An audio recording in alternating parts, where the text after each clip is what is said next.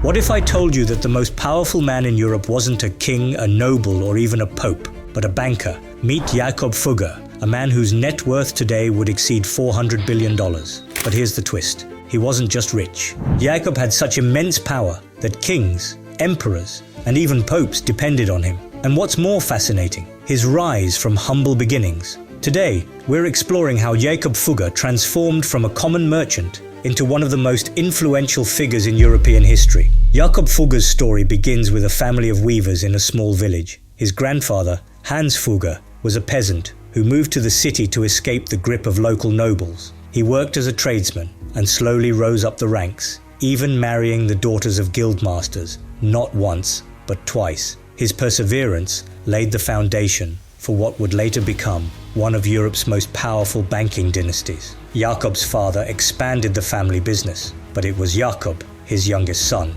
who would make history. Initially, Jakob had no plans to enter the family business. He was drawn to a religious life, but fate had other plans. Jakob Fugger wasn't like his cautious father and brothers. He saw opportunities where others saw risk. His first big move came when he targeted Sigmund, a powerful Habsburg noble with a reputation for reckless spending. Sigmund had a love for extravagant parties. There's even a story where a dwarf jumped out of a pie to wrestle a giant at one of his events. But here's the thing, Sigmund's wild lifestyle left him drowning in debt, and no one would lend him money. But Jakob, he saw an opportunity where others saw disaster. He took a calculated risk and lent Sigmund a substantial sum of money. The payoff? Control of Sigmund's silver mines, one of the most lucrative assets in Europe. This was the turning point that transformed Jakob from a wealthy merchant into a key player in European politics and finance. With control of the silver mines, Jakob Fugger expanded his empire by diving into copper mining.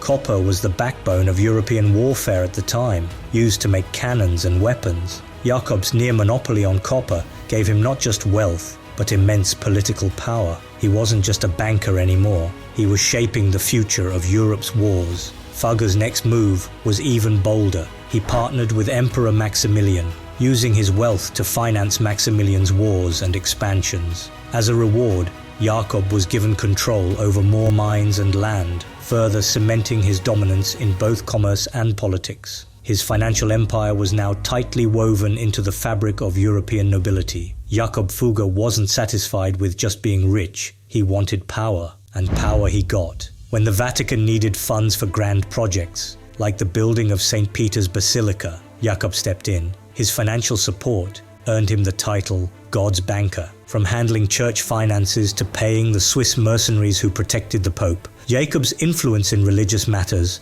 was unparalleled. But Jakob didn't stop at the church. His reach extended to the courts of kings and emperors. He financed Emperor Charles V's election to the Holy Roman throne, a move that secured his dominance over European politics. Imagine this. Jakob Fugger, a mere merchant, held more sway than many monarchs. He could dictate terms to rulers and sway the course of entire nations. But with great power came great controversy. Jacob's immense wealth and control over key resources earned him enemies. His involvement in the sale of indulgences, a practice where people paid the church for forgiveness of sins, sparked outrage across Europe. This practice was one of the major catalysts for the Protestant Reformation, led by Martin Luther, who accused the church of corruption. Fugger's financial dealings also sowed the seeds for the devastating 30 Years' War, a conflict that would ravage Europe and lead to the deaths of millions. In the eyes of many, Jakob Fugger wasn't just a brilliant banker. He was responsible for some of the darkest chapters in European history. Despite the controversies,